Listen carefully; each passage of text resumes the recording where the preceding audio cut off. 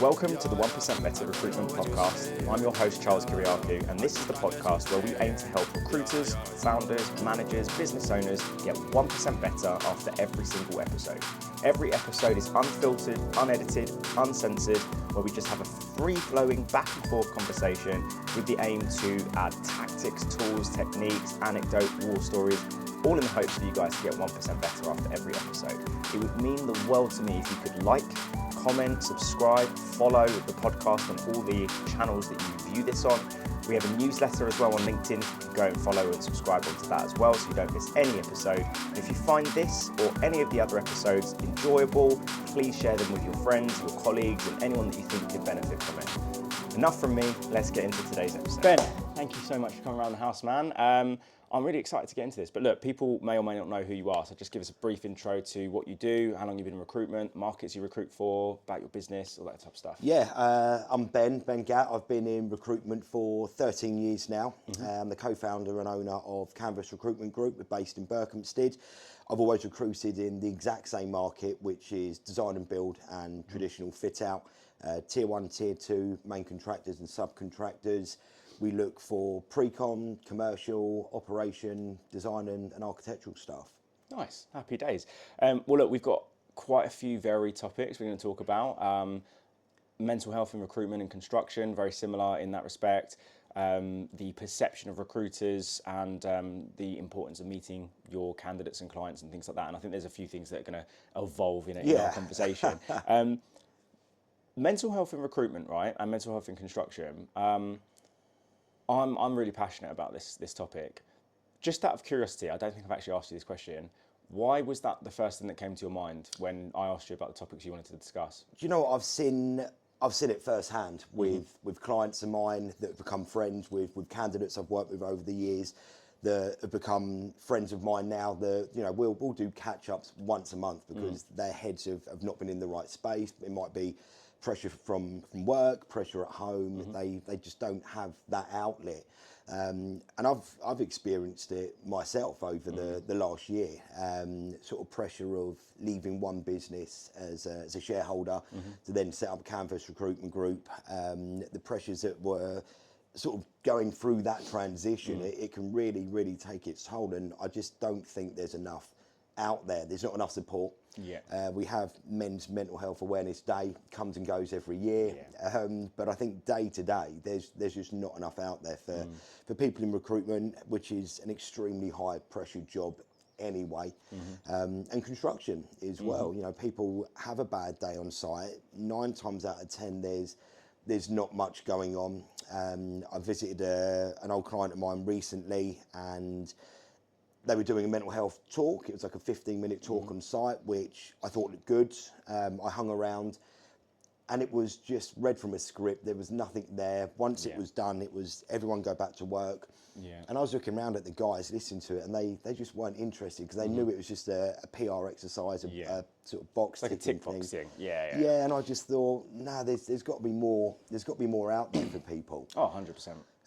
So yeah, it was sort of it's become big. It's certainly a huge thing for me.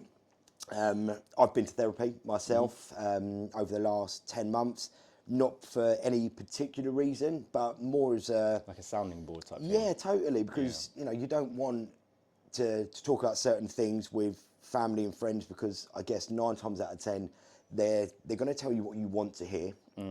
They're going to blow your ego up, or they're just going to tell you to man up and carry on.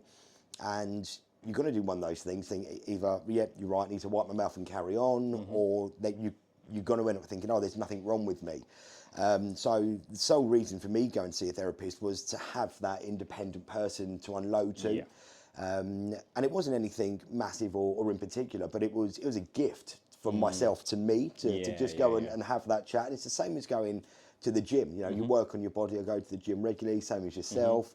But I don't think there's enough for us to go and unload mentally. And your body and your mind, they work in harmony, obviously. Yeah, 100%, mate. Well, what you said about the box ticking thing that company was doing, it's like the same thing with like D&I as well. Like a lot of these businesses say like we're passionate about diversity and inclusion. It's like you're not. you're just doing that as a tick box. Like they Yeah. put like the pride flag on their banner on LinkedIn during Pride Month, and it's just like you don't really care. When I joined my old company, I said to them, because largely a lot of the recruiters there were 20, 21 years old, and it was a high stress environment, like a high, like big sales culture in that office, and I could just see a lot of them were sort of burning out and stuff. And I was like, I want to go and do a mental health first aider course, because I'm a qualified coach. I know how to help people. I've been through very dark times myself, but I'm not really qualified to handle somebody that's going through like a panic attack. I only know what works for me, right? So how do I help people through that? So I've done the course, and it was one of the best things I've ever done, because it gave me some tools and techniques to go, right, okay, cool.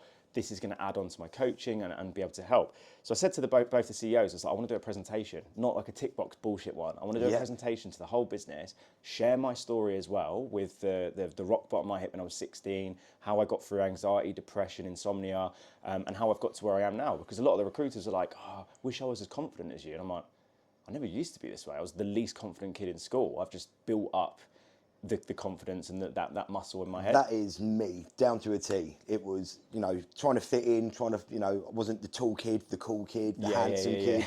So I become the funny kid. Yeah. And then you sort of run with that, right?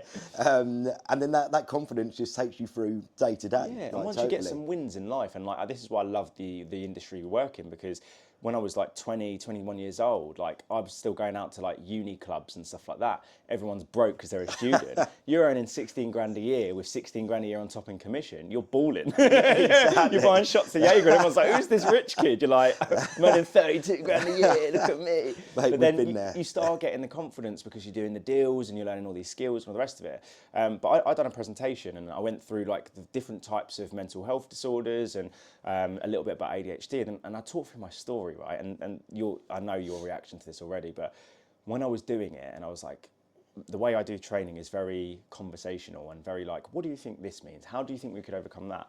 And when it got to the anxiety piece, it's like, what is anxiety? Right, okay, cool. How do you think we would overcome anxiety? Both the owners were like, do more deals. And you could just see all the recruiters like look around like that, and they're going, oh, anxiety, like that. And I'm sat there like, anyway, let's move on. So depression, has anyone here had depression before? And you can see a few people like shy to kind of raise their hand. And I was just like, right, so it's a rough thing. You've got chronic depression, clinical depression. A lot of people will say, oh, I'm depressed today. You're just sad, right? Yeah. This is what it actually is. How do you think we could overcome that? And like, I gave some tools and techniques to help, and just said like, look, we've got a big sales office, right? If you're ever feeling a certain way, grab a colleague, grab myself, go to the kitchen, get a glass of water, unload for a couple of minutes, but don't do it too much, because you don't want to burden all your colleagues. You don't want to be that person that's sucking the energy, like, oh, fucking my nan is ill. No. You want to be able to talk about things, but if it's really, really bad, and this is what we learned on the mental health first aider course, you need to see a therapist, you need to see a counsellor, etc., etc. And anyway, after that, the feedback, I sent out a survey. Everyone was like, oh, we need to do more of that. I've got some tools to deal with stress. Like, I understand anxiety a little bit better. Like, the breathworks exercises are great. And the owners were like, nah, no more. Never do that ever again. I was like, why? And it was like, because you're basically getting people to go, oh yeah, I'm just anxious, so I'm not going to come to work today. And I just thought, fuck my life. Mate, where do you go with that? Like, where the fuck do you go with that? It's awful, isn't it? That's, breaks your heart. It does, man. And as someone that's been through like real dark times, like I said to you before we recorded, I can spot the early signs of those dark times in people, and I empathise so much because I've been there, and I know what it's like to be like waking up in the morning and go, what's the fucking point? I know what that's like. Yeah. And if you've got things that have helped you, and I always say this to people, like, what helps me might not help you. Like, the gym's great for us, but for some people, like my missus, she hates the gym. She likes doing stuff at home. It's about finding out what works for you at the end of the day, isn't it? Totally, yeah. Like, even, going to the gym is amazing. I love going for a run. I love my cycling. But it can be as simple as just taking the dog out for a walk for half an hour. And my little boy Harry, he's 9, he'll be 10 in June, and he's got so much energy. We've recently started running with each other.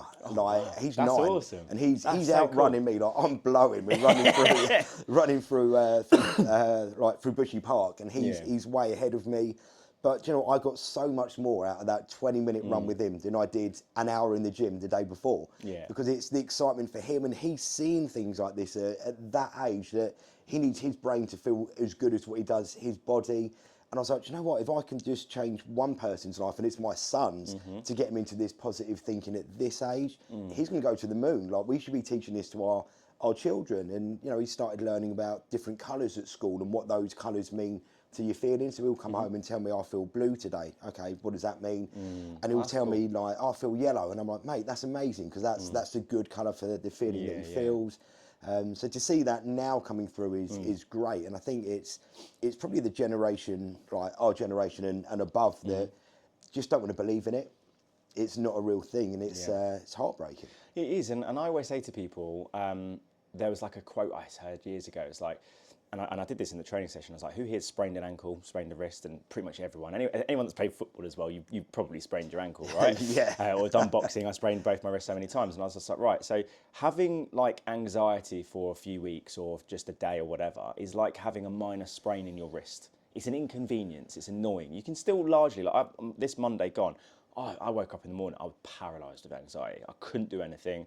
I was sat here just scrolling YouTube shorts because I just couldn't deal with life, right? My missus sat there, like, looked over, was like, you're right. And I went, I'm not, no. I'm going to take the dog for a walk. I took the dog to the station and back to the coffee shop, came back, still felt really, really anxious. I was like, I'm going to go to the pool hall and play snooker by myself for an hour. Whacked a podcast in, played snooker for a bit, spoke to another coach on the phone, and he was just like, look, we all go through these things, blah, blah, blah. Do us a favour, sit out in the sun, get your laptop, get a couple of people that you can just have a conversation with and just make some calls and you feel better for it. I was like, do you know what? So what I've done, I've gone for a walk. I've gone and done an activity that's like, you're in the zone, you're in like the flow state of playing snooker. I've then come back and I have spoken to someone, which is hard for me to do. Even I'm 31, I still struggle with just speaking about feelings and stuff. And then I took some action. And then I was like, right, what can I actually do? I've got some cold calls to make. I'm not in the state to make a cold call right now, but I've got some warmer calls to make. Let's just call a couple of clients that I know will probably answer and I can have a good conversation with. It's probably not going to be revenue generating, but if there's something I can do today that I can look at tomorrow and go, fair fucking play, you've done something, and then hopefully I'll feel better. So I had half the day of doing no work at all, but guess what? Tuesday, I booked 5 meetings. I stood up for 5 hours straight at my standing desk upstairs, powering through every single call. I get off, go into the next room. Rose, I booked another meeting. Oh my God, I'm on fucking fire. Mate, you're up there, right? And it's just by taking, like slowing down to speed up. It's just when you're in that rut, and I want to get your opinion on this as well, by the way, because I feel like I'm talking a lot, but when you're in a rut, for me, I feel like my immediate reaction is just fucking power through it. Be a man up, forget your feelings, bury it deep and crack on. Yep. It just does the way. It's like we were talking about going to the gym, innit? When you're feeling ill, it does the opposite. Completely. Like, it's, you know, step away from it. Like, I've been doing a lot of work with a life coach who coincidentally was a client of mine. He worked in fit out. He was with a certain business, and he set his own company up. A guy called Wesley Harnett, who's now gone to Dubai, so we're still working with each other on certain bits. But he was just like, 11 o'clock every day, take 15 minutes for you, take a walk down the high street, grab a coffee, walk down the canal, don't take your business partner with you, don't take a phone call, have that. If somebody says they need to talk to you at 11, no, that's like, your time. That's my time. Just be like resilient with it. Like, I'm going out, I'll call you at 11:30. I'm taking this time for me, and it's become part of my routine now, and I don't feel guilty for it. Whereas even as a partner in a previous business, if I was to get up in front of old business partners, colleagues in any business I've worked in at 11 o'clock, said I'm just nipping out for 20 minutes for a walk. You're not. It's lunchtime's at 1, mate. Yeah, I know, but I've been here since 8. My head's gone. Yeah. I need this for me, because otherwise I'm going to sit here, I'm going to scroll through LinkedIn, I'm going to do nothing. You're going to be busy but not productive. Exactly that. And I thought, like anyone that we employ at Kanvas, and I've said it to George, my business partner as well, if there's a time that works for you and you feel you need to get out, don't sit here feeling anxious. Get away from the screen, get some fucking fresh air in your lungs, get the sun on your face. And we've started doing it together in an afternoon now. You know, we'll take lunch at 12 for whatever, however long we need or want. But we'll go out again at 2:30, 3 o'clock. We'll take a walk. The only rules are no phones and no talk about work. We'll talk about what we're having for dinner. We're both Spurs fans, unfortunately. Oh, you're a Spurs fan as well? Anxiety, Spurs, the pain. So we'll talk about football, and then like we get back to the office, and it's just... You're in a better state. Oh, mate, straight away. you want to get on that phone, you want to check the emails, it 100%. just gets you through it. And also like cutting booze out during the working day, my God, like it's a thing. Like when you're in London, every day you're in the pub at lunch after work.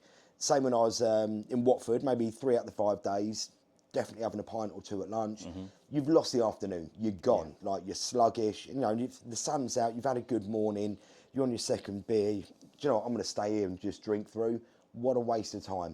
What a waste of time. So we just don't do it anymore. Do you not drink at all anymore? Now and again, I'm the weekends, but not how I was. Like, Yeah, I'm the not exact at same. I said to my brother, like, and some mates of mine, I just drink when there's a motive. Yeah. Like if I'm at a networking event, I look at alcohol as like a social lubricant. I'll have a beer or two, because for me, even though I'm a confident guy and I do this podcast and stuff, I'm brilliant one-to-one. But in a networking event with a bunch of strangers, the introvert comes out and goes, oh, it's really, really hard. I have a couple of beers and I'm not like, oh, hello. Yeah. I'm like, okay, all right, I can just be myself a little bit and stuff like that. Or if I've not seen a mate for a long time, I'll have a few beers. But just having a couple of beers during my lunch break for the sake of it, personally, I just don't see a point. It doesn't do anything for me. It just makes me feel shit. it's the worst thing. It really is, because then like you're treading water between 2 and 5 or 6 or whatever. And then it's like, well, I've wasted the afternoon. I've just spent best part of probably a tenner, if not more, on 2 beers that I didn't need to. And you just lose the energy. And then when you've got the taste for it, you'll get home, you're going to be more inclined to go to the pub or have some more beers at home. You miss out on your family time. It's not good, man. And it's a ricochet effect as well on the mental health side. Like I said, I work with so many young recruiters, and this will make you laugh. I was so naive to the getting on it culture in London. Right? Very naive. So I used to go on like lunch club every month, because I was like the new business guy. So we had to do like a new business deal worth X amount, and then you go lunch club. Everything I've done was new business. So every fucking month I'm going to the Shard, Sushi Samba. I'm always going there, right? And then like you just see a few colleagues just disappear for a bit, and then they come back, and then you're like, oh, they don't seem as pissed as me. So I just try and drink, and then they go in and they come back, and I'm thinking, what the fuck is going on? And for years I didn't realise they were all getting on it the whole time. I had no fucking clue. Mate, that was exactly the same as me. I'm like, how am I falling apart in this corner and you guys are just like wired, like you're on it? I had no idea. But then in my last job, when I'm seeing like, and throughout my recruitment career, I got in it in 2014, so I've seen it for like over 10 years, right? And I just look at like 20-year-olds, right? And I get the whole, like, look, I don't want to sound like a fucking like boring old man here, like, because you've got to enjoy yourself and stuff. But what makes me feel a bit sad is when you've got someone that's under loads of pressure, they're on a minimum wage salary, they're not earning commission yet, and then they're out with one of the top billers or their manager who's earning good money, they've got a house, they can afford it, whatever, and then they get in this habit, and then from the age of 20 onwards, they can't have a beer without getting a packet. Yeah. And that for me is like, I'm like, that's really sad, because throughout, and again, like, you know, I've experimented with all these types of things. I'm an adult, but throughout my 20s, going out clubbing and stuff, I didn't really touch any of that stuff. So I had those times of, you know, coming back from Oceana in Watford, in a cab at 3 a.m, standing outside with a kebab, talking to some girl, like, why the hell am I talking to you? Like, exactly. Those types of things. And then, like, when I've been out with some of these recruiters and they're not doing any of that, they're just fucking chewing your ear off, like that. And you're just like, and then they're telling me things like, I'm £1,000 in my overdraft, it's day one of payday, and you're like, oh, mate, no wonder you're anxious all the time. And then like I've got consultants coming into the office saying, I didn't sleep last night, and I had a little bit left this morning, so I don't know. I'm like, mate, you're 21. What are you doing? What the hell, man? That's no good for your mental state at all. And that is a culture, that is a thing, and that in itself is really sad. And there should be more support for that. And the expectation is, well, it shouldn't be there. People can't afford to go and do that. And also, the owner of the company is going to have a banging night out on a Thursday. Chances are he's not going to be in the office the next day. Yeah. The younger guys are that you're paying to do a job, but then they're the ones sitting there shaking, clucking, needing that beer at lunch just to get through. It's not cool. Yeah. Well, before we move on to the next topic, you said about working with a life coach. Yeah. What are a few things that have, because I know you said about the taking the time at 11 every day to yourself, but just on a personal note, I'm curious to know kind of other things that you've learned or incorporated into your routine from working with this coach. Mate, positive manifestation, just like constantly thinking positive, and he's completely changed my mindset on everything that is going to happen to me is already pre-planned. It's not, whether that's right or wrong, we'll never know, but if it's going to happen, it's going to happen. You can't change it. It's how you react, how you bounce back, and how you come through it. Yeah. Anxious thoughts, one that's stuck with me that I use all the time is, like, we see a bird in the sky, it's not just there hovering. So if you have an anxious thought, let it come into your head, over and out and on its merry little way, as Wes would say. Yeah. And that's got me through a lot, to just stop, breathe, remain positive, let the thought come in, let it go. If you're having the same anxious thought 100 times a day, keep going through it. That will drop to 70, it will drop to 50, it will drop to 20, and it will get to a point where you think, wow, I've not had that anxious thought for 2 or 3 days now. Yeah. And that's like an art in letting go itself. Yeah. And that's really helped. 100%. Journaling as well, like really. How do really you do your journaling? Because I've tried it before, and then I bought the 5-minute journal, whatever it was. Didn't really get on with it. It was a bit too fluffy for me. And then I just bought just a standard notepad, and I do like a weekly one. And I haven't done it this week, but I usually do it every Monday, but sometimes I'll do it the following Wednesday or whatever. But I just write down like what my wins were from the week. So I like having, this is the thing with building confidence, right? Is it's all well and good looking at yourself in the mirror and going, I'm strong. Largely it's bullshit, right? Yeah. You need to look back and see what your successes and wins have been, whether they're very small, like I booked a meeting or I had a 5-minute conversation with a new person. That's a win. You can put that down. What were your lessons and challenges from the week before? Like, I had a client meeting earlier in this year, didn't bring my laptop, because most meetings I have with small businesses, you don't bring a laptop, it's just a face-to-face conversation. This was a giant corporation. CEO fucking grilled me. Wow. Absolutely grilled me. Like, you should have worn a shirt to this meeting. I was like, right. One of those ones where you're in the car driving home trying not to cry in silence. Yeah, it's one of them ones, right? But so I write down like the challenges from the week before, but I put challenges / lessons. So like, what did I learn? Because if I can find a lesson in that, that for me is a win, right? So it's constantly, like you said, reframing everything to a positive. Goals for the week, exercise wins and goals for the week. So like, got my deadlift PR, what am I going to do next week, etc. Future, I just put future. So like, do I want to create workshops? Do I want to do webinars? Do I want to get this person on the podcast? And then just additional, that was it, and gratitude as well. So what's the one thing I'm grateful for? Is it for the client that's retained me? Is it for my wife that makes me dinner most nights, or whatever? And that kind of works for me, because it's not overly fluffy, and it's quite like, I don't know, I sometimes, if I'm having a bit of a bad day, I'll look back and go, God. Like, I remember looking back at the old book I had when I first set the business up, and it was like, win your first client, get them on this day rate. And I'm like, I've doubled that day rate in like years. Like, there you go. And that just compounds on the confidence and stuff. But how do you sort of journal? Mate, it's literally, it's a diary now. I've done the same as you. I got sort of sucked into it on an Instagram ad, and it's buy this journal, you're going to lose 3 stone in a day, and it's going to make you like 6 foot tall and handsome and all this. I'm like, oh, that's me. Like, I'm a sucker for it. And I'll have 3 of them, please. Like, straight on it. And I'm reading it. I'm like, this is all bullshit, and it's not relevant to me. And I'm not going to fill in all this American stuff, because it doesn't work for me. So I stuck with it for maybe a month. I was like, no, this is a waste of my, like, genuine waste of my time. And it was just a black notebook, and it was every morning on like how I'd slept, what time I'd got up, and then I'd sort of do it at the end of the day, which I still do. And it's wins, it's losses, but as you say, reframing those losses into lessons ultimately. Yeah. So I can learn from them, and what was good that happened today. What am I thankful for today? What exercise or activity have I done today? If I haven't done it, making sure that I definitely do it the next day, and then basically documenting it almost by the hour. Yeah. It's done wonders for me. Even little things like going for a run with Harry, making sure that that's documented. Recently bought it's called He's Looking at You Kid, or Hey You, or It's Me and You Kid, something like that. Right. It's a father and son journal. Okay. And he has to fill it in at night, and then he has to leave it in the morning in a place for me to find it, which is the pillow on the bed.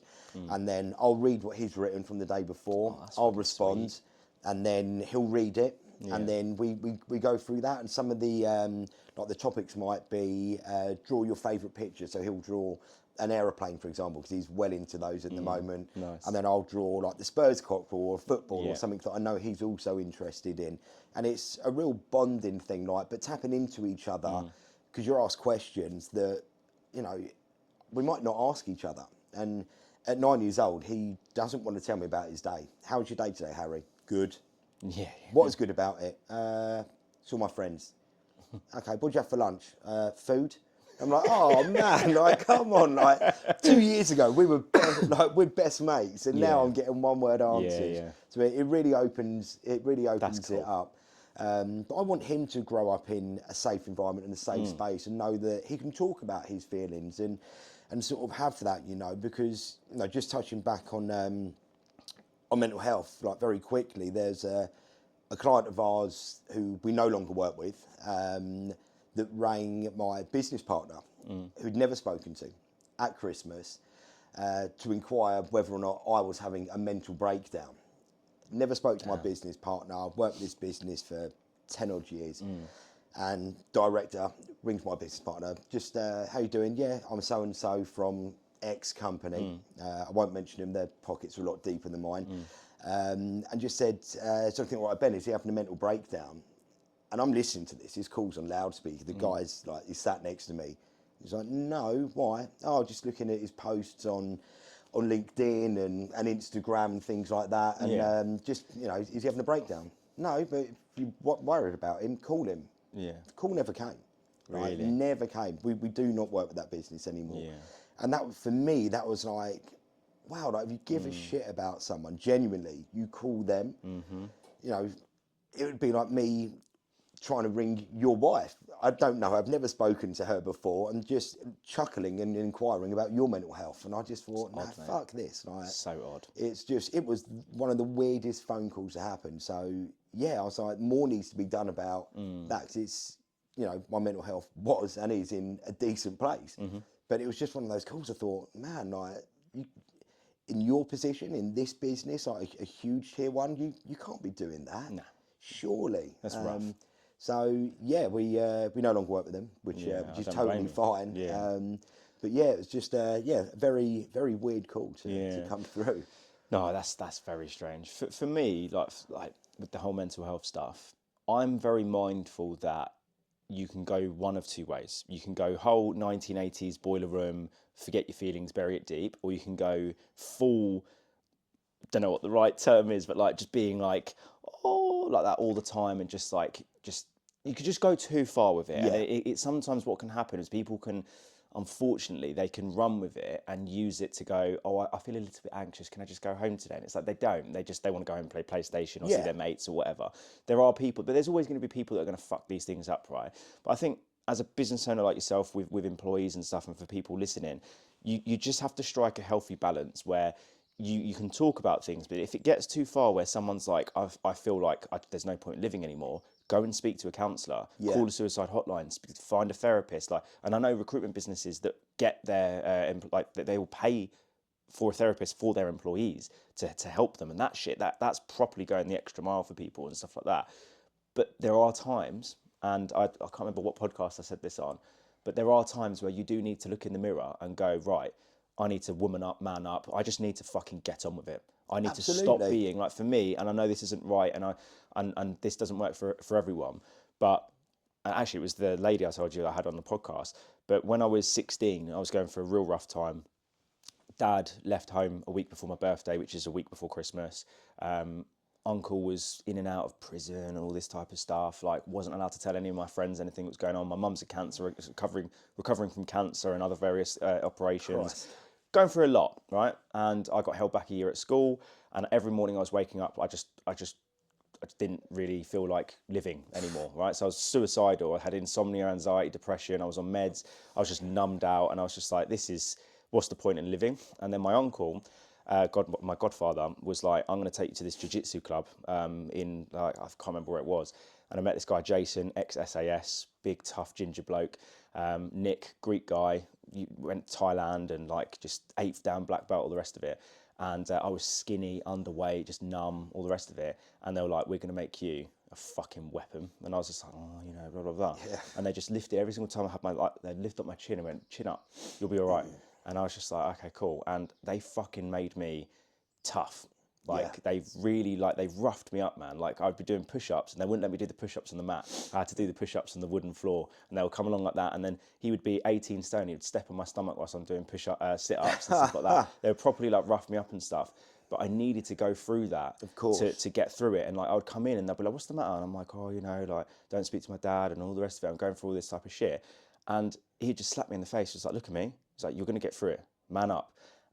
Nowadays, you look at that, yeah, toxic.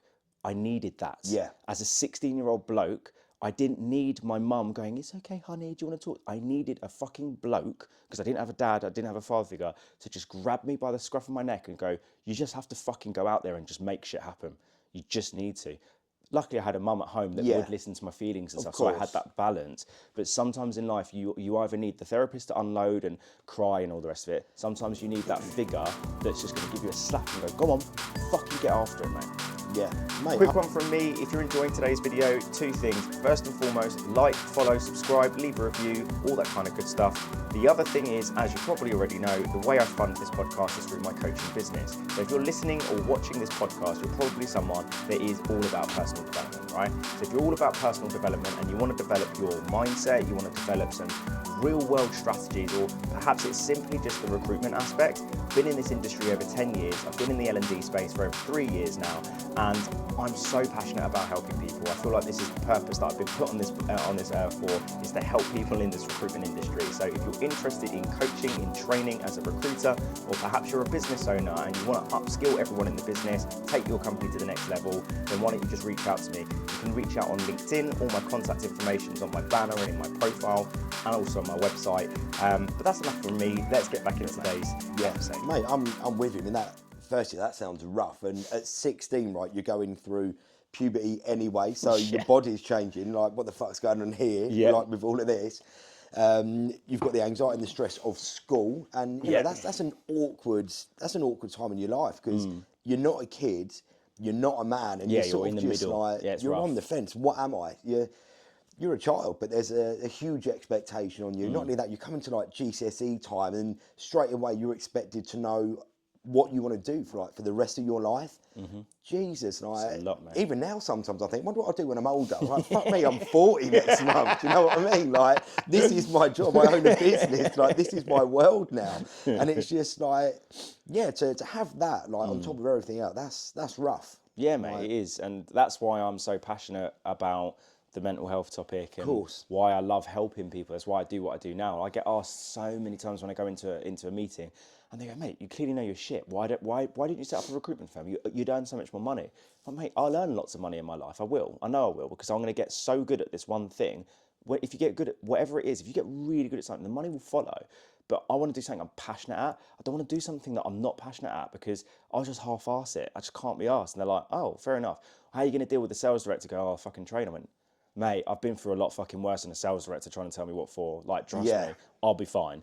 And then I go in and some recruiters try and give me lip and stuff like that. And I'm like, "Mate, you can try it." Like, I've been, like I said, 16 years old. I've got these 2 fucking giant ex-army people fucking booting me in the ribs, picking me up, dunking me on my head in front of a massive class. And I have to get up and go, "I'm all right," like that. Doing my fucking jiu-jitsu grading, I had my my right ankle was so badly sprained, I had to wrap it up. I took loads of like painkillers before, and as part of the grading, I was 16. I was about fucking, I don't know how much I weighed. I was so underweight, you could see all my ribs. I was just a little twig, right? And the final part of the grading is that there's about 6 or 7 blokes the grade above you, and they've got to try and punch you in the face, bare knuckle. And you've got to block it and hip throw them and then choke them out on the floor. But they're fighting back. And they're like your and I size now, and I'm a small little teenager that's skinny. There's an old recording somewhere of me like this, and they're trying to fucking punch me. And then I throw them like that, put them in an armbar, whatever, and then it's next. And then I'm like, oh my fucking God. So going through shit like that as like a teenager, this is why I love like martial arts. And I said to my wife, when our baby comes along, it's the only non-negotiable for the first 18 years is learn to protect yourself. You've got to go through difficult things in life. The difficult things shape 100%. Who you are. Like that whole thing with my family, if I didn't have the martial arts to send to me, I don't even know if I'd be here, to be honest. Yeah, mate, that's huge. And my parents were the same with me and my brother Aaron. And it was it karate? No, it's kickboxing that we've done from a really young age. And did I want to go and do it? No. Did I like having the shit kicked out of me by older men and women? No. Yeah. And it was just like, it was time taken away where I could have been playing football in my mind. Yeah. But my God, did it like toughen us up.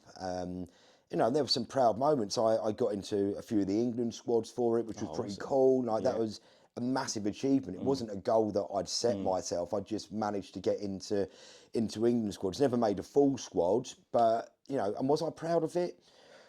Not massively, but looking back now, I'm like, that was quite a big deal. But it taught me so many life lessons, like really genuine lessons. And as you say, it prepares you to look after yourself. It changes your sort of frame of mind in situations as well. It sets you up in good stead for recruitment because you metaphorically get head kicked every day on the phone. God, exactly that, mate, honestly. Every time they give you an objection, you're getting jabbed in the nose like, fuck! That's exactly what the first couple of years of recruitment is. Exactly that. And that's what the first couple of years of kickboxing and shit is. Mate, the first time I ever stepped foot in jiu-jitsu, I come from Western boxing, like just your hands, right? Yeah. And Nick, big Greek geezer, was just like, show us your stance then, little boy, like that. And I'm in my little boxing stance. He was like, you're very bladed. And I went, yeah, this is how you stand. Like, UFC wasn't really a thing there. Like, I saw these guys wearing the gis. I was like, this is pathetic. And he went, how are you going to block a kick? I went, no one kicks in a fight. And I went, how are you going to block a kick? I went, I don't know. Go on then. You can't catch me, I'm so fast, cocky as fuck. Like that, I'm jabbing him in his belly. He gave me one low, Giz was 18 stone, gave me one low kick on the thigh, dropped me, and I went, all right, okay, teach me what you know. I'm sorry, show me everything. Like, fuck, that's horrible. When I was training people in Muay Thai, and we'd have like the Taekwondo kids come in who were very bladed, and they have the little flicky kicks. You have the boxers and the gym goers come in, and you could see a lot of them. They see me, he was quite skinny. They're like, oh, I'm going to show you what for. Give them one low kick. So all it is, one low kick will change your life. Job done. You teach me. Oh man, I could talk about all that type of stuff forever. One of the other things you wanted to talk about is how clients, the respect or lack of respect in the recruitment industry. So it's interesting, right? So I spoke to, I can't remember who it was, spoke to a guy in like Portsmouth area or whatever yesterday or the day before, and he's thinking about setting up in the US. And he was just like, one thing I've noticed in the UK, and he's been doing recruitment a similar sort of time to us, is that the perception on recruiters in the UK in comparison to the US is like, in the US, like, I'm a talent consultant, I'm a staffing ambassador, whatever. In the UK, I'm just a recruiter, mate. And it's just like, there's this perception of recruiters. And you said about this post as well, didn't you? Like, I tell the people, I can't remember the thing that you told me about. I forgot myself, mate. It's the who's worse, parking attendants or recruiters? Oh Jesus! Last night, yes. I'm not going to name and shame him. He's probably done that himself. But sitting there last night, going through LinkedIn. It's about 9 o'clock. Got some football on the TV and whatever. And this post on LinkedIn comes up from a guy that's had 20 jobs in 10 years, and his post was literally, who's more hated, parking ticket attendants or recruiters? And my blood boiled. I took great offence. Like, how fucking dare you post that on a forum like LinkedIn, laughing at what people are trying to do, like as a job to genuinely help people. And I'd written a reply out, and it was pretty damning. And then I thought, is it worth it? What good is going to, by saying this, I'm playing into his hands. I've taken the bait. You're giving him the engagement as well. Oh, mate, massively. And I thought, people that follow me and see what I do, that response goes against everything that I actually stand for. So I'm like, no, remove that. And in fact, I even screenshot the post, sent it to my business partner. I was like, thoughts, like, what do you think of this? He was like, mate, what a bellend, what's he doing? This is awful. But, I thought stuff like that wasn't even around anymore. You were saying to me before we recorded, like, when you first got into recruitment, you were like, people in suits, it's a respected industry. Like, because I was the exact same. I purposely chose to get into recruitment. I was signing on the job centre when I was like 18, 19 years old. Couldn't keep in a job for more than a few weeks. And I remember saying to the lady in the job centre, I'm really passionate about helping people. I'm quite entrepreneurial and extremely money motivated. Is there a job that fits that criteria? And she went, sounds like recruitment. That's a career? It's like, wow. So I started doing some research. I was like, let's get into recruitment. And again, like you said, I joined recruitment. Like, as soon as I started to earn some money, I was buying suits, and I was like, my whole perception was I'm adding value to my clients. Yeah. But then the first few phone calls you make, clients come back, oh, I've had 100 of these calls today, you're all the same. And I'm like, are we? Like, what? I was so confused. There's more of me? Like what? Like, no. You don't realise how big the industry is, how much it contributes to the economy. But like my big thing, and I'd like to hear your opinion on this, one of the reasons why I think recruiters have got such a bad reputation, and this is going to sound like a selfless plug, right? But largely it's because recruiters don't get training. Like when I got in it in 2014, my training was in a broom closet. Director was reading off of a book. A PSL is blah, blah, blah, blah. That's it, right, off onto the desk. Very much learn on the desk and all the rest of it. Mate, imagine a lawyer learning on the job. Day one. Like, read this book and come back in and then defend this person. Like, nah. Or a doctor. Like, right, I'm going to just quickly YouTube how to, you know. I think I'm making an incision here. Oh shit, it's bleeding. How do we do that? Like, it's like in recruitment, it's like that for me is one of the main reasons why. What do you think? Like one of the reasons why that's. I mean, I've got so much to say on what you've just said. I mean, I fell into recruitment by accident. I'm a carpenter by trade. Where do I begin? Right, on the US thing, right? So my brother went to university, studied GIS. He done really well. GIS. Went and done, so it's like human geography and mapping and things like that. He realised pretty quickly that you're going to tap out in this career at pretty basic salary, and then you're just in the same office for the rest of your life. Then he went and done his masters in it as well. So he went up to Sheffield, done that. So he's got all these degrees and everything else. He's come out. He's done a couple of sales jobs working. He was like part of the startup for Orchard Pig. So he helped get them off the ground. Realised that he was pretty decent at sales. Then he worked for some other, like I think it was Miller Brands, Peroni, things like that. Enjoying the sales. And then at this point, I'd fallen into recruitment. And I'm showing him my paychecks like month after month that, you know, at the time, make your eyes water. Like some months you're earning like 10, 15, 20 grand, okay? So it's decent money. And he's like, how the fuck are you doing that? And I'm like, I don't know, because I haven't been trained. I've been given a little speech thing to read on the phone, and I'm learning on the job. I'm being me. I'm specialising in a sector. I think that's one thing recruiters get a lot of heat for. You know, you work for recruitment company A, you're doing house building. You go to number 2, you're now doing civil engineering and highways. There's no specialism, and that's why the rep probably comes, because recruiters don't really know what they're selling, right? So I've always stuck into fit out, be it D&B or trad. And Aaron wanted to get into recruitment. He didn't want to be in the UK, wanted to go travelling, wanted to go to Australia. So I spoke to a pal of mine, Luke, who's a rec to rec in London from Australia. And he said, mate, my mate Dave Romeo, rec to rec, is moving to Melbourne in the next couple of weeks. Let's hook him up with your brother. So I think they met in London, Aaron and Dave. Dave's gone off to Melbourne, Aaron's gone to Melbourne. Dave has met him in Melbourne, got his CV, put him to a few recruitment companies, got an offer for a guy called Phil, who owns a business called Consultative. And it's so weird, it goes full circle. Phil rings me like 3-4 weeks later, I want a reference on your brother. I was, well, why? I'm going to be clearly biased. It's my brother. He's in a fucking foreign country. He needs a job and he's never been in recruitment. Like, what do you want me to tell you? He's the best ever. Yeah. He's like, would you hire him? I'm like, yeah. He's like, and you know, how would you deal with these objections? If your brother, he puts his back on you and says, I don't think it's like this, what are you going to do? I said, treat him the same as anyone else. He wants to learn the trade. I was very honest with Phil. Turns out that Phil used to live in Watford when he was in the UK. He worked the same market when he was in the UK that I do, but probably 10, 15 years before me. We knew the same people. He'd gone back home to Australia. He hired my brother. He worked for Phil for a few years. He was like top biller in certain months. And when Aaron left, he wanted to go to America, so he moved to LA, started working in the US.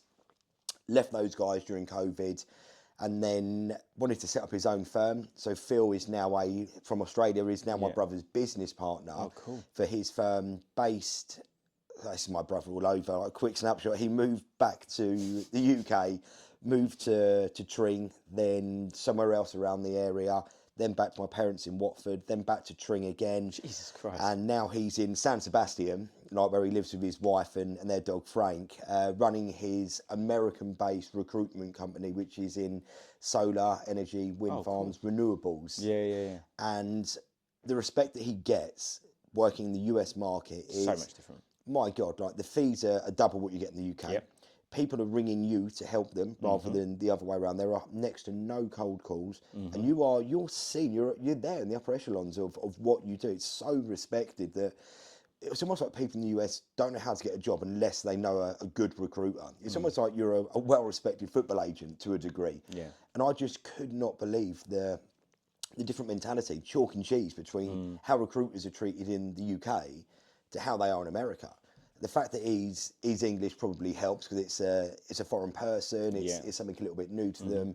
But regardless, like it's seen as one of the best jobs that you can have out there. 100%. And we just don't have that over here. I think the lack of training, for one thing, for recruiters, the fact that you can jump around so easily into different sectors and not be specialist, that probably plays into it as well. But it's, I don't know, maybe it's a tactic that recruiters use. They're just banging the phones too much all the time.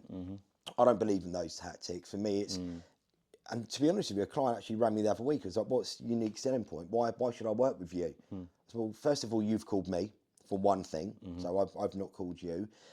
I'm going to do the same job realistically as anyone else, which is find you a bloody good candidate. I said the difference is you'll get them quicker and faster because these people will see what I post. They're going to take my phone call and they work with me.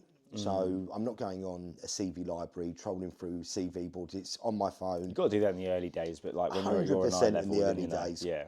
I said I'm up at 5:30 if I'm up in the lane every day. I'm in the office by 7 o'clock every day. I'm taking calls at 7:10 when people are brushing their teeth still. So I'm going to go that extra mile for you.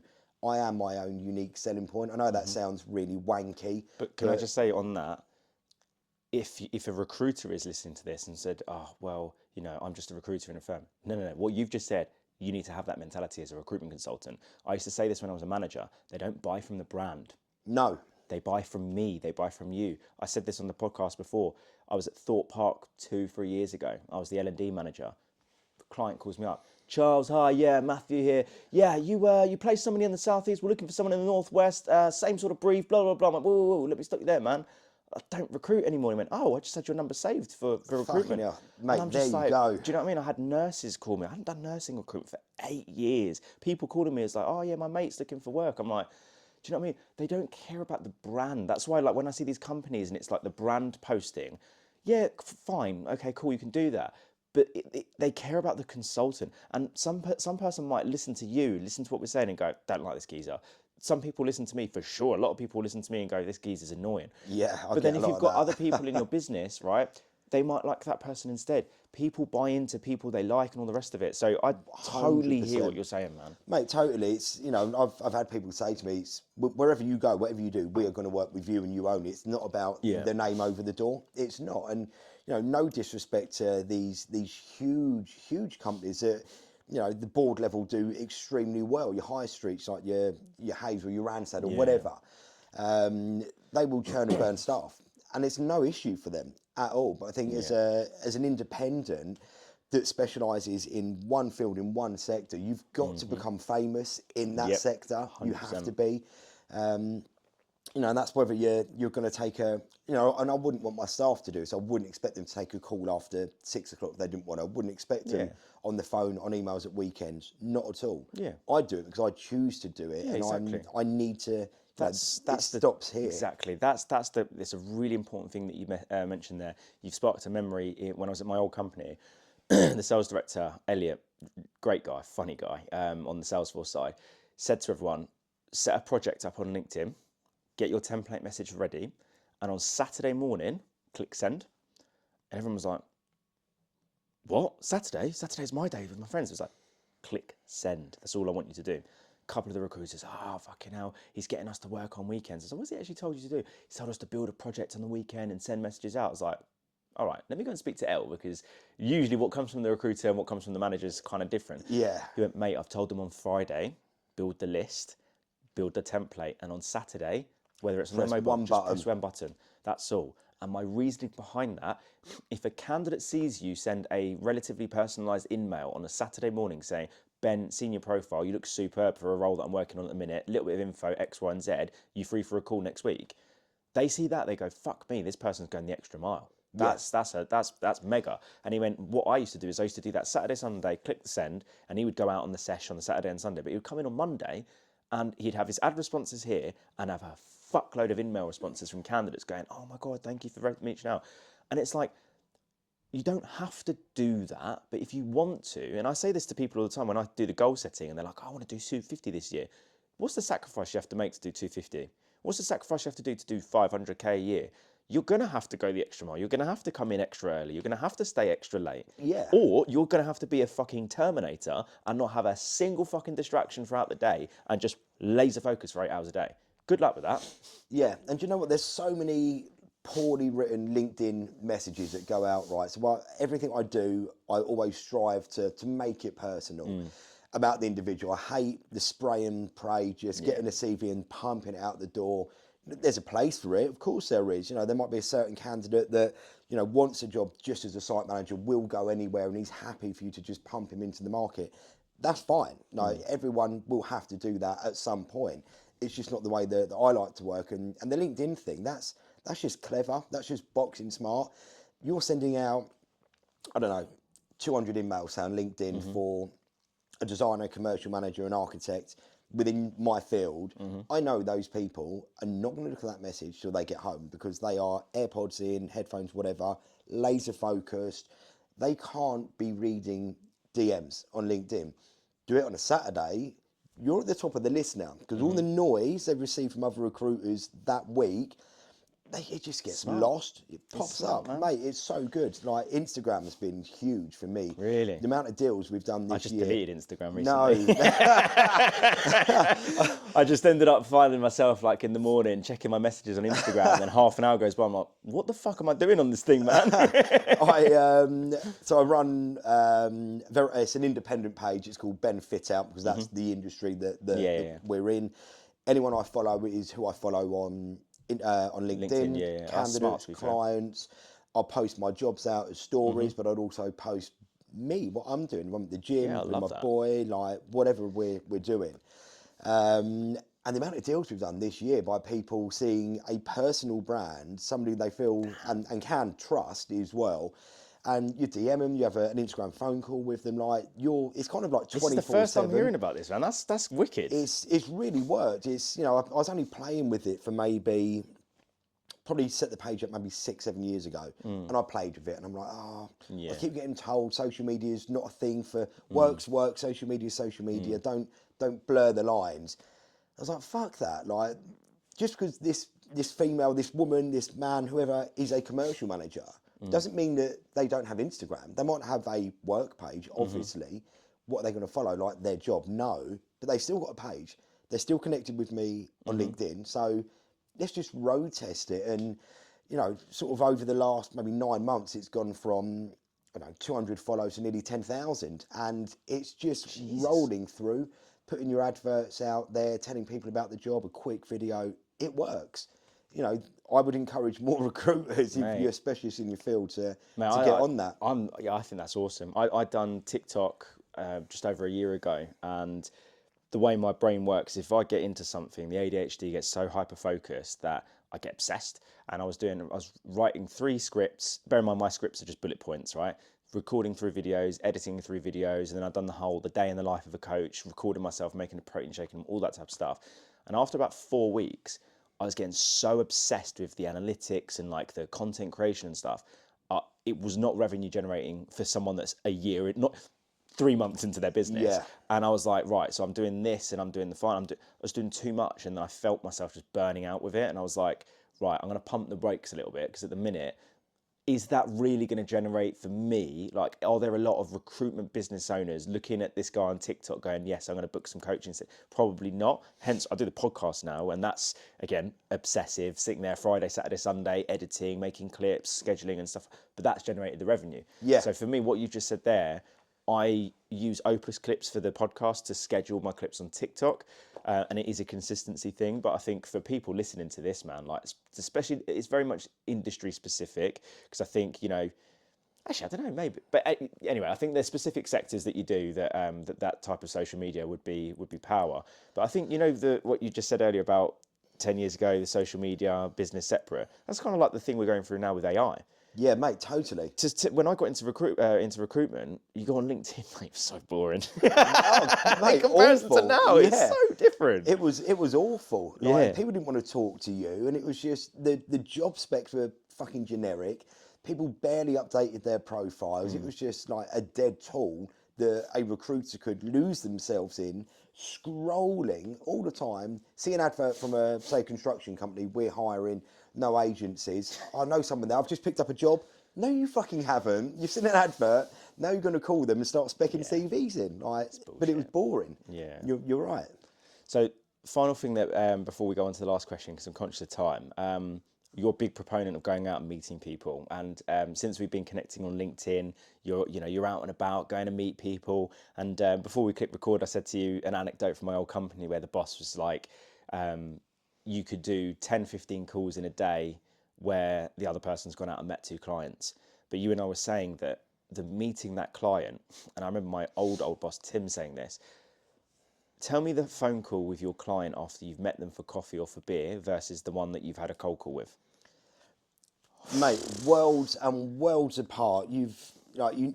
We nailed it on the head, right? You've gone out, we've had a day at the office, you've met 2 clients, they've invested time with you, they've shared your life story with you, they know about your family, your dog, your kids, your football team, you probably know some of the same people, you've shared a couple of beers or a coffee, lunch, whatever, you've had some genuine face time. This person's now not indebted, but invested in you. Yeah. So you call that person the next day, a week later, they're inclined to take your phone call. Because, so much more relaxed as well. Mate, and you know, that's how you build relationships. You don't build relationships just over cold calling. You know, you can cold call. There's been a guy called Joe that I've been cold calling. I've been cold calling him for the last probably 6 years. Every time he answers the phone, which is maybe once a year, when he answers, I'll call you next week. Never does. Dead. I worked with him for 5 years, having met him, found another recruiter that was half the price of me, and that's what he's been bought and priced, basically. But, mate, these people, if you just cold call on the phone all day, you can stand there hammering the phone. No one's going to remember you. That person's had 12, 15, 20, 100 calls from recruiters that day. They're never going to call you back, ever. Like, it's so much better to get out of the office, go and see a construction site. If you're, you know, educated in schools, go and actually look at the school, understand it, know what you're ultimately selling by means of an opportunity. It's I encourage anyone that's worked underneath me or alongside me over the years, like you said yourself, why has this office got everyone here on the phone? Get out there, go and learn about your industry and your trade. Go on the sites. Like I used to, when I recruited in hospitals, I remember once, this would make you die, me and my colleague Charlie drove to Plymouth and back in the same day. The 5.5 hour drive. This is how fucking like tight that business was, right? And we played the prank on the sales director. We drove his car. Well, I didn't. My mate Charlie drove the car. Bear in mind, Charlie and Charles running the nursing desk. That was a nightmare. But we drove to Plymouth for 5 hours for a half an hour client meeting. Wow. Right? The minute we got there, we had a box of Krispy Kremes and we told them about our journey and we thought the car had broken down and blah, blah, blah. And my nurse that I placed there, and she was staying in accommodation opposite the hospital, it was like nursing accommodation. She was earning top whack as well. And the midwife, the matron, she come out and she was just like, where have you guys travelled from? I was like, Cockfosters in Barnet. She went, how far is that? And I was like, 6 hours. You've travelled down to see us for 6 hours. It's like, we want to be your sole provider. We want to see the hospital.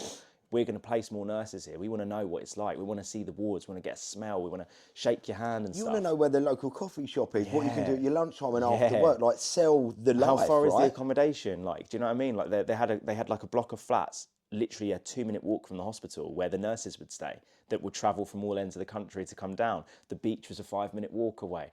And we went and had a bit of an explore and stuff. And the look on their face when we told them we just drove down for 6 hours was like, what? And it's almost like there's a psychology behind it where they're like, we feel like we have to use you Mate, now. not only that, but like it's in the little detail. Like you're speaking to a nurse about this hospital a week later, and they're going to ask you, so where's the accommodation? Well, actually, I went and saw it. It's over the road. By the way, there's a banging sandwich shop just on the corner. Yeah. I'd strongly recommend the BLT or whatever. You go on the ward, and Susan, who works behind the thing that does all the administration, she's absolutely lovely. Blah blah. We had a nice little chinwag. She's got a daughter. Blah blah blah. And they're like, this geezer knows what he's talking about. Exactly. Someone that hasn't done that 6-hour journey and is trying to sell that opportunity, and then I said, well, look, I haven't actually got time for this because whatever, she's now been placed somewhere else by somebody that knows what they're doing. And that's, that's the same in all walks of life, especially in recruitment. 100%. Be proud of what you're doing. As we said earlier, don't half-arse it, get into the nitty-gritty, get into the detail. And sort of take the time to go and understand your client. Like, mate, I'm massive on that. I think back to December when I went on like a big BD sprint start of December, and then I said to myself, I want to take the last 2 weeks of December off every year so that I could be present with my family, because Christmas is a tough time of year for me. And went ham, and there was a client in Essex, and this is a lesson that I learned this year. I should have met them face to face to secure everything and talk about a deposit and all the rest of it. Met him on Teams, met a few of their recruiters on Teams, built really good relationships with them. And then I sent across the dates, and he said, the dates look good. We're building a boardroom to do the training course in. So let's confirm the dates next week. Lo and behold, 2-3 weeks later, don't hear back from him. Get an email, so sorry, let's jump on a call today. Oh mate, unfortunately, like we've just lost a load of our weekly GP. We can't afford the training in the minute, blah, blah, blah. And I'm like, fuck. If I maybe have met them in person, maybe it would have been a case of like that wouldn't have happened, and I could have found the bad news and stuff like that. Yeah, I mean, sometimes things happen. Yeah, but like you say, you meet them in person, you may have secured the deposit then and there. So when they ring to say we can't afford it, you go, well, look, I'm going to hold on to your deposit. Come back to me when you're ready, because prices are going to go up, but I'm going to secure you at this price still. It's a learning curve, right? That's exactly it, and that's something that I am very aware of this year, and I'm sure you went through this when you set your business up. I'm so fucking hard on myself. Like, mate, I've never run a coaching business before. Like, there's some days I look at myself in the mirror going, I don't know what the fuck I'm doing. Like, put myself one-on-one with a recruiter or with a founder or in a training room, fucking, I'm great. Yep, you're in your own. But like trying to scale this business and like just brainstorming ideas by myself, I'm so out of my depth. I don't know what I'm doing. But like the kickboxing analogy, if you're getting really, really good and having success with your hands low and you're throwing your jabs like that a bit sloppy and throwing spinning kicks a bit sloppy and you're never getting caught, you're going to get in there with a fucking good fighter and you're going to get KO'd. So these little things of turning up to the meeting without a laptop, not meeting the client because it's an hour and a half drive and it's easier to do it on Zoom, and not asking for the deposit up front and then the client ghosting you, these are all being head kicked in the ring. Yeah, totally. Being knocked down and having a standing 8 count and all these types of things that you learn. And it's the same in football as well, with being complacent and then getting banged 3-0. You learn so much more from the losses and from the failures than you do from your best months. 100%. Not everything, but the majority of what I've learned in my personal life and in my professional life have come from being in the gutter. I've been in places, like, dare I say, recently where I felt shit. I felt very alone. I felt extremely anxious, and you're trying to build yourself up, and like everyone's trying to bring you up around you and support you. And I'm like, you know what? I'm not done being hurt yet. I actually need to go lower. I need to hurt more to come up. I'm not ready. I'm not in that space of going like that. I need to go deeper and continue having this shit kicked out of me for at least a few more weeks, so I know what it really feels like to be broken. Then I can start to rebuild. Then I've actually learned something. 100%. And it's all good now. Like I've learned a hell of a lot about business, about myself, more importantly, and who I was a year ago. I'm not that person anymore. And do I want to be that person? No, I want to be a better person. I don't see myself as a bad person, but I want to be a stronger person, a bigger person.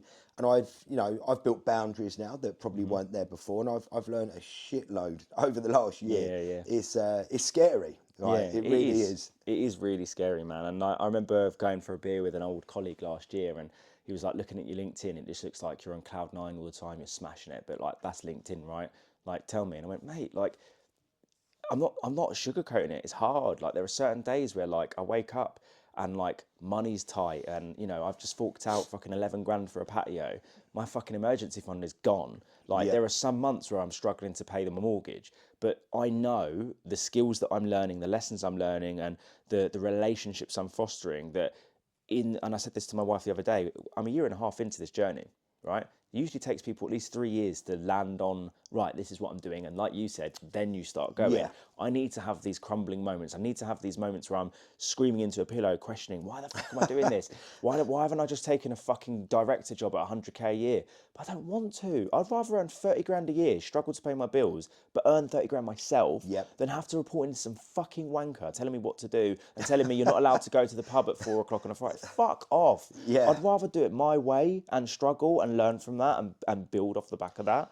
Mate, totally. And I'm with you on that. Like that 100% aligns with how I feel about life and work. And, you know, I don't want everyone, or I don't believe everyone should be the exact same, but I know that my way has been better for me than it has been being taught and told to do things by certain directors and bosses that I've worked for over the years. And I've seen that when I've had a good manager and I've had a good boss and they've listened to me and looked after me, I take so much more from that, and I'm like, I want to be like you. I want to look after people. I'm getting into recruitment. I was very naive in the first interview. Why do you want to be in recruitment, Ben? And I was genuine. I didn't know how much money you could earn in recruitment. I didn't know. I didn't know what recruitment was. And I was like, I just want to help people. Yeah, it's the exact same. Right? And this guy's like, I don't think you've got it. And I'm like, no, I have. Like, I can definitely do the job. Trust me. I know the industry. I've been on site for the last however many years. I can do it. And I know that I can sell. I'm confident in me. And it's like, now you're not tenacious enough. Like, where's your sales acumen? You need to want to have that drive for money. I was like, money, like, it's not a motivation for me. It never has been. I need it. I want nice holidays and, you know, I want a nice roof over my head and a car and all those normal things. But I don't go to work every day driven by money. I go to work to build a brand, to help people, to give myself genuine work-life balance. And probably sounds really cheesy and cliche and wanky for a recruiter to say that, but it's the truth. And I think that's why certain businesses want to work with me. Is what you see is what you get. Like there's no hidden agendas there. I'm the exact same. I'd say more often than not when we're negotiating terms, they're going down. Like, then rather than going up, our terms will go down. But with that, it will be, well, look, I want exclusivity for 4 to 6 weeks. We'll lower the term because I'm not going to work with you if you're with 10 other agents. You send out a blanket email and then we're all fighting for the same candidates. That doesn't work. And in fact, I'm going to walk away. I'm not going to work with you because that's not how I want our business to 100%. be. You know, if you're doing a job, it's worth doing well, basically. 100%. I mean, I said this to a recruiter yesterday in a coaching session about generating leads from candidates. And I said, mate, the trick that I use to generate leads, and it's genuine as well, is that most candidates won't give you an interview lead because they feel like they're giving you an interview lead. So just reframe the whole interview lead and go back to your qualification. And the example I gave the girl I was working with yesterday is like, if the candidate's most important things were increase of money because of X, Y, and Z, progression because of X, Y, and Z, and a work-life balance, flexible working for reasons X, Y, and Z, then just use that with them and say, so I know that X, Y, and Z was important because of X, Y, and Z. Out of all the opportunities, a good candidate like yourself, I'm sure you've been approached by recruiters and directly applied. How many of the opportunities that you're interviewing at right now tick those boxes? Because I'm really passionate about getting you the right thing. For them to then say, I don't feel comfortable telling you the information, but you framed it because you've got their best interests at heart, rather than, so where are you interviewing, mate? Don't really, why would I tell you that? Just need to know where you're interviewing. Why? So you can go and chase the lead and send another profile out? Nah, I'm not going to give you that information. So I said to them as well, like, I used to tell my candidates, like, look, if you tell me you're interviewing with X, Y, and Z company and the opportunity there is better than the one that I have, I'll be very transparent with you and I'll put my hands up and say, you should probably go for that one. And if you're directly applying for certain roles and you need a consultant to help with interview preparation, I will go out my way to help you. Granted, I'm not going to earn commission from it, so, you know, it's a bit of a kick in the teeth myself, but I believe that the stuff that I put in with you, I'm a karma person, right? I think it will come back, and I know that if I do a good job and you get a job elsewhere, direct application, I've helped you, what's to stop you from then referring someone to me? I'm exactly the same. Hello, Oh, you. we've been joined by the Hello. dog, just as we're about to finish. You are gorgeous. Yeah. Well, that's good a boy. good indication. You can smell Rocco. All right, Marshall. All right. Good boy. You're going to tear the microphone off. Right, Oh, let me hold him here. So, the final question, as we always ask, Marshall, if you can just chill for a second. Following this episode, how do people get 1% better in recruitment, excluding stroking puppies? 1% better. For me, and we've actually touched on it, it's don't half-arse it. If a job's worth doing, it's worth doing well. Yeah. Stick to the plan, follow the plan, don't go away from it. Do all the hard work in the beginning, whether that's profiling a job, preparing a candidate, do all of that hard work at the beginning, stick to the plan, and it just becomes easy. Easier. Amazing. What an amazing end to an episode. Absolutely. Look at this absolute stunner, and what an amazing conversation. Mate, thank you so much for your time. Mate, It's been awesome. I'm going to do the outro video and stuff like that. But yeah, thank you very much. Thank you.